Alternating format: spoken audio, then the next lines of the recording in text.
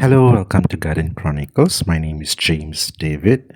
In today's video, I'll be talking about this particular type of ornament flowering plant, and this is very much cultivated as more of the showy flowering type, and this is commonly known as Siam Tulip. Over here, I'm actually showcasing what I've actually saw sold in a nursery here in Sungai Buloh, and I want to make an emphasis here on the difference of the variety of this particular type of curcuma. Now, if you notice here the flowers here, it is very much more on a white bracts, but somehow it has a more on a rosy tone. Here in this video, I'll be actually doing a little bit extra on the care tips and plant care here, and hope you'll enjoy a few of the factors that I've actually found, and hope that you'll enjoy the information here in this particular video. So my tip number one is always look for the varieties. No doubt there are two different types. One is more on the pinkish magenta notes, and the other one is very much on the white notes. But somehow within these colors, there are variations to it. So do look out and watch out for it, because if you are lucky, like in my case, I've actually found the white variety here does have more of the rose tones. Hence, I want to show to you that these are the difference. Coming to tip number two is always try to choose more on the clump by looking at, in a way to say, the number of plants that is actually available in a singular pot rather than the flowers, because somehow I find that eventually the flowers will die away. So do not actually look at the flowers in a sense to say that that is on a long-term basis. Rather have a choice and a factor of look the number of plants in that particular pot. In this way you can actually have better chances of keeping that particular plant longer, especially these flowers do spend, and eventually when the flower plant dies, the whole plant actually dies. So the new shoot that comes out of it actually comes with a new set of flowers. My next tip here is to show you the difference with the white variety. This is purely white. Of course, you can actually see here the whole flower is very much spent, and I think this particular nursery is actually trying to clear off their old stock. Hence, the price here is much more cheaper. I actually bought this particular one for RM 20 ringgit, but somehow it's very much more on a singular plant. I will show to you more on the mediums that is being used for propagation, and you can actually have a look at it later when I actually show you how I repot them. But somehow I just want to show to you how it actually looks like, and this is the difference where you can actually see the bracts has more on a greener tones. Now, coming to this point, do check out on my earlier video on this particular topic on how to grow and cultivate Siam Tulip. I've done actually two videos on this. Do check it out, as these are more on my introduction video, and I think it'll give you a little bit more on the in-depth factor of how I actually grow them, especially for a few years actually. And this particular plant seems to long last in my garden, in a way to say that unlike other types of ginger plant where they actually die and disappear, this particular one actually lasts very long in my garden space. Now, coming to the main point here, if you were to notice this particular pot, as I've been keeping it for years, and one of the things here is that I want to show to you how I actually repot them, and you can actually see why this is important, and few of the factors that I want to make an emphasis here on the health of the rhizome that is actually involved. Now, this is particular pot, I think you can say, has been actually neglected and has been actually kept aside, and today is the day that I would like to show to you on how I actually propagate them. And this particular one, if you can notice, this particular pot is actually really have come to a place of abuse, in a way I can say, in the context where when it comes to Siam Tulip, they are actually very hardy plant. And I can say here, by looking at the type of the growth factor here, is that this particular plant has actually seen better days, and in the element here that it is not really well taken care of, and I actually rarely water it. If I thought it would get watered, is due to the rain factor, and I actually kept aside because thinking that this plant have already finished its cycle. and I actually did not pay attention to it until the next cycle where it started to sprout. These are the actually two particular plants that I actually purchased here from the nursery, as I shown to you earlier in the portion of the video here. And these are the two Siam Tulips that I actually bought, and I want to actually mix these into one singular pot just to give a color code factor to it, to give some varieties where I actually like to showcase to you or how it appears to be. And of course, this particular one is actually well spent, but somehow I managed to get the best of all that is been shown. And over here, this particular plant I actually kept aside for 2 days after I purchased, and you can see actually how fast it has actually deteriorated. And this is one of the factors that I want to show to you, is that in long term, if in case such as this, it is always very good and important to check the root ball. And here I will show it to you once I unpot them, and you can actually see what is the main cause of it. But somehow here I just want to show it to you in the factor of actually choosing the plant. If you see something appears to be very lanky and appears to be a bit floppy like dying, is because the root ball is suffering, in a way to say that it is actually going through rot problem. So coming back to my tip number 4 is that consider this particular type of plant is something behaves something like a heliconia or a banana, where once the flower blooms has already finished its cycle, the whole plant, especially that one singular flower bloom together with the leaves attached to it, will actually dries off. So somehow in a way to say that this is a cycle of the thing. And in that case, in what happens here is that new shoots supposedly appears by the side of it, in a sort of the way to say it's like a colony plant. And you'll actually able to notice this as I unpot this particular plant. So what I'm trying to say here is that do not cast or throw away this particular pot where, or the plant, thinking that the whole plant have already died. That in a way to say that it is not something like an annual plant where it actually finishes cycle.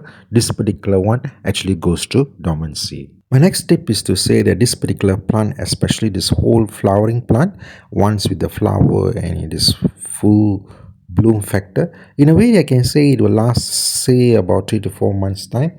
And in a way also I've noticed that if the particular plant is actually healthy, the bracts seems to grow longer and taller, and hence the sort of like a flower sort of like that inflorescence continue to grow longer and bigger, and that is a factor of its health. Now this is the most important factor of this particular video, and this is what I want to show to you. If you notice the rhizome here, and one of the factors that I want to say is that once I have unpotted it, I actually smell a very strong, powerful, beautiful fragrance of this particular ginger smell, something like turmeric mixed with ginger fragrance, and that is to denote that this particular plant is very healthy and thriving. Now if you look at it, it's quite beautiful, and the whole plant here is actually more of the root based plant. You can see that this is how you know the particular plant is very happy and thriving in this factor,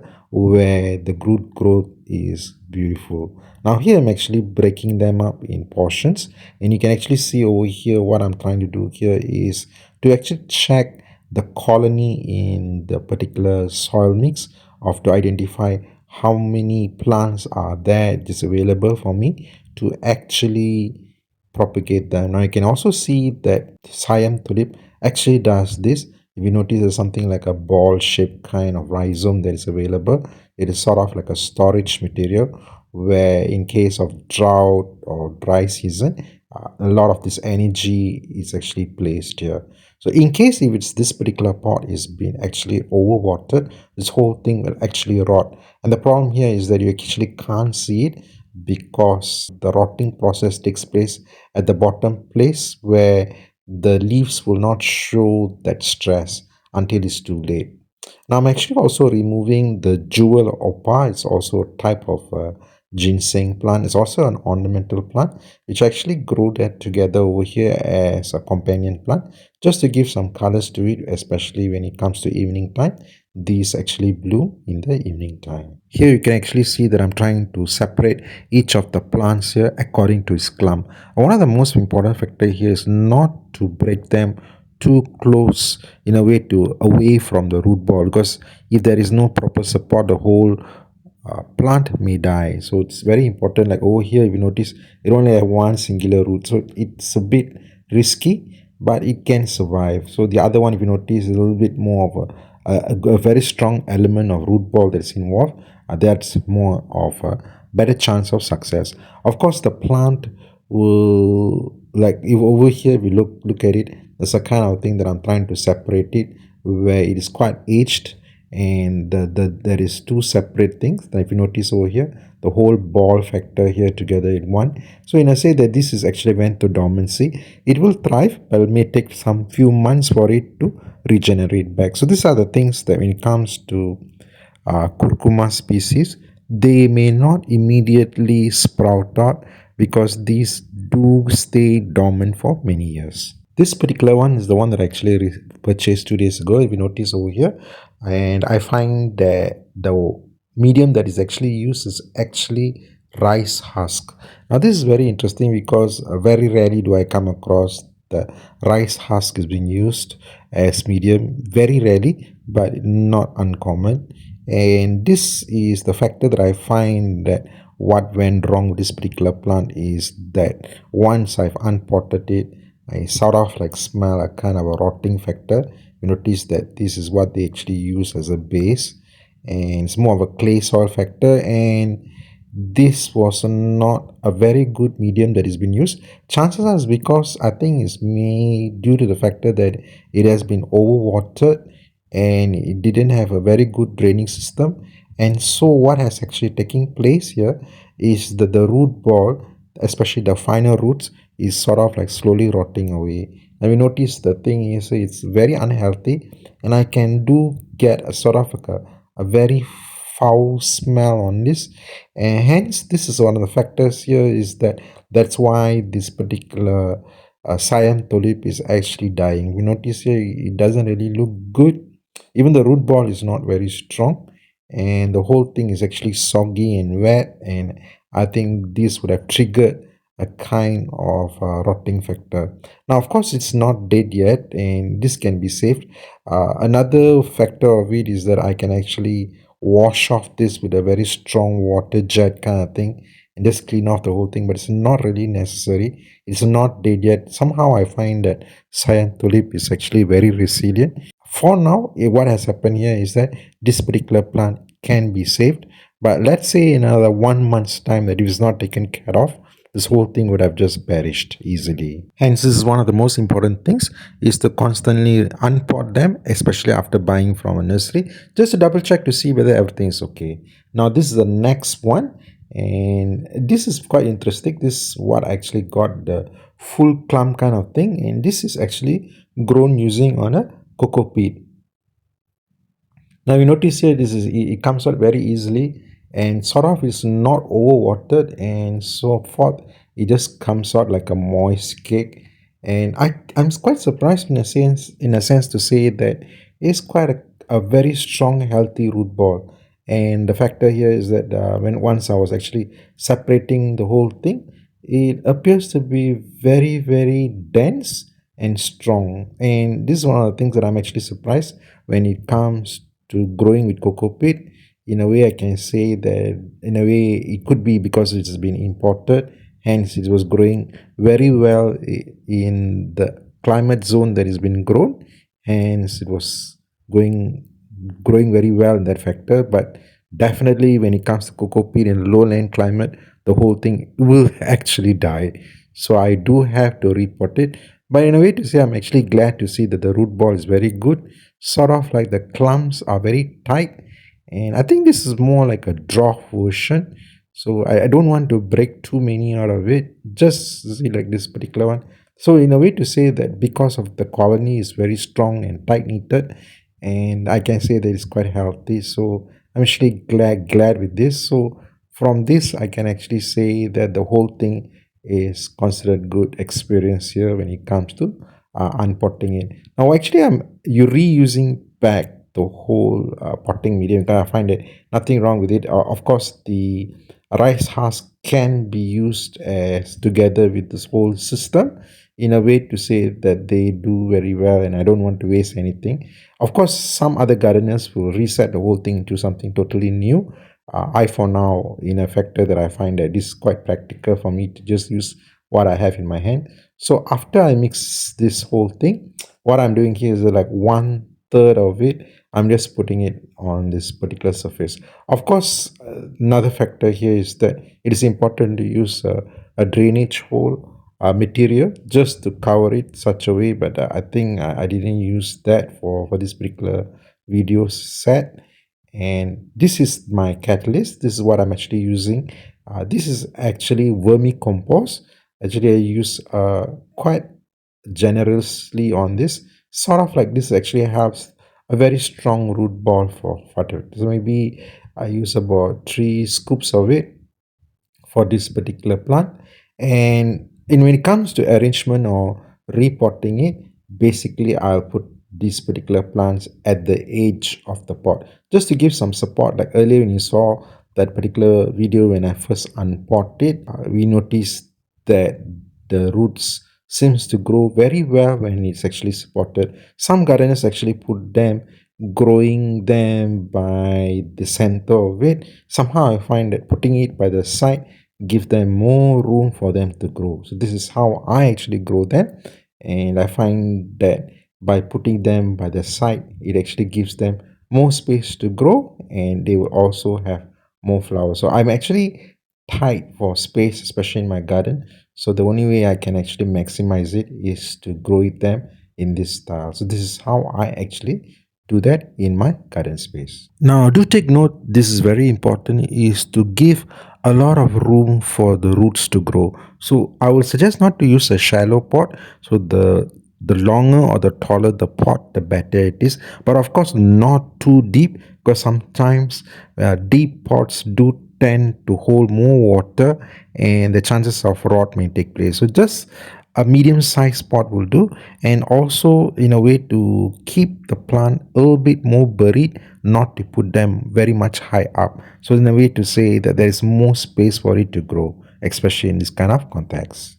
While I unpot this particular plant, I just want to share to you my next tip, that this particular plant do not bloom in shade. There's some of the gardeners may have mentioned to you that they say that this particular one does bloom in shade in factors such as that. Yes, in a way to say in bright areas, but in a way I've noticed that I have actually kept this particular plant together with my anthurium plant and it didn't thrive. In a way to say that it sort of like appears to be lanky and suffering to grow, but it did live, but it never thrived. So what happened here is that I actually taken out the whole thing and actually repotted it and planted outside of my garden, and lo and behold, it just sprung out and it behaves very happily with the outdoor situation. Now one of the things that I can say is, unlike any other ginger plant or turmeric plant where those particular one, especially the edible ones, rarely blooms, but with this particular one, especially the Siam Tulip, this particular Curcuma species, somehow I find that constantly blooms. In a way to say never fail to bloom. In a way, in that context, is what I want to say is that this particular one is very much geared, or more in a way to say genetically formed to give out flowers. And in a way to say that this is actually an ornamental plant. As I mentioned earlier, which I actually unpotted the earlier pot, I actually repotted the jewel of opa cuttings into this, and I kept aside a root ball for another pot. But just to show to you that one of the things about Siam Tulip is that when it comes to jewel of opa, somehow it's more of an evening flower plant, and it does very well as a companion plant, just in case when this particular plant do go into dormancy, there is something still living in there, in a way that I will not mistake anything that the whole thing is dead and I will unpot it or throw away. This is for me, it's just for me to give kind of a signal to know that there is something still living here in this particular plant. So hence, if you notice over here, that this is actually the end result of repotting them, and hope that this whole thing will thrive and stay in my garden for many years to come. And thank you so much. If you're still with me until now, I would really appreciate if you can click like and support my channel. And above all, if you have any questions, do put them in a comment below, and I will surely will help you out based on my experience and my knowledge. I will do my best in answering your questions and your queries in this particular video. Also, do check out on my other two videos on Siam Tulip, which I've done earlier, which gives you a little bit more on the introduction factor for this particular plant. Finally, I wanted to share something which is very unique here is that when you notice this particular inflorescence, the bractea is that especially the red one, this pink colored type. And I've noticed that when while repotting it, all the water factor that is inside it have already came out of it, because due to the factor that I've actually unpotted, so all the water has actually drained out. And after 2 days, when I kept it outdoors, I've noticed that the water inside of it sort of have recontained itself. It could be the factor where it have rained a day ahead in that particular day, but I find that is quite unique that it only appeared for the red one, whereas it did not appear for the other two colors, especially the white and the green. Then it appears to be having no water retention inside the bract. So this is something very unique in a sense to say that once the plant is healthy and is actually containing water into it, it is the way to say that that inflorescence is quite healthy and robust. And the one that is without it, most likely is to be said that it is actually spent. Also, another factor here is that for the first time I noticed that when it comes to tulip ginger, there are two flowers forming from a singular plant. So this is one of the unique factors when it comes to tulip ginger. I've now come to the end of my video. Thank you so much for visiting, and if you can, please do subscribe and support my channel. Thank you and have a nice day. Bye.